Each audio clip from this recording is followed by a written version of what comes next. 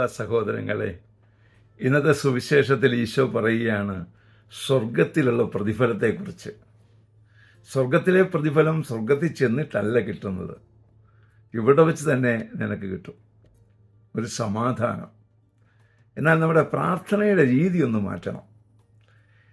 ഇന്ന് പലരും പ്രാർത്ഥിക്കുന്നത് പലർക്കും വേണ്ടിയാണ്. പ്രാർത്ഥിച്ചുകൊള്ളൂ, എന്നാൽ ഒപ്പം നമുക്ക് വേണ്ടി കൂടി നമ്മൾ പ്രാർത്ഥിക്കണം.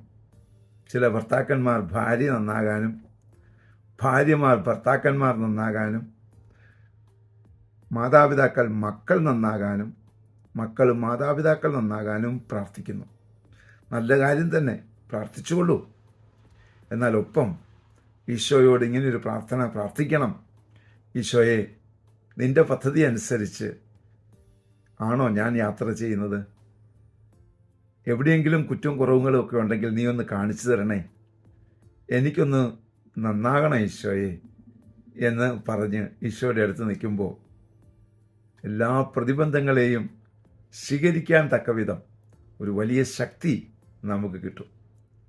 അതാണ് സഹോദരങ്ങളെ യഥാർത്ഥത്തിലുള്ള സമാധാനം. അവരെ ആരെയും മാറ്റുക എന്നുള്ളതല്ല, മറിച്ച് ദൈവ പദ്ധതി അനുസരിച്ച് ഞാൻ തന്നെ മാറുകയാണ്. മുറിയിൽ ഒരു വെളിച്ചമെങ്കിലും ഉണ്ടെങ്കിൽ തീർച്ചയായിട്ടും മുറിയിൽ എല്ലാവർക്കും പ്രകാശം ലഭിക്കും കേട്ടോ. അതിനായിട്ട് നമുക്ക് ആഗ്രഹിക്കാം, പ്രാർത്ഥിക്കാം. പരിശുദ്ധ അമ്മേ സഹായിക്കണേ. വിശുദ്ധ ഔസേപ്പ് പിതാവേ ഞങ്ങൾക്ക് വേണ്ടി പ്രാർത്ഥിക്കണേ. പരിശുദ്ധാത്മാവേ എഴുന്നള്ളി വരണേ. പരിശുദ്ധ പരമ ദിവ്യകാരുണ്യത്തിന് എന്നേരവും ആരാധനയും സ്തുതിയും പുകഴ്ചയും ഉണ്ടായിരിക്കട്ടെ. ആമേൻ.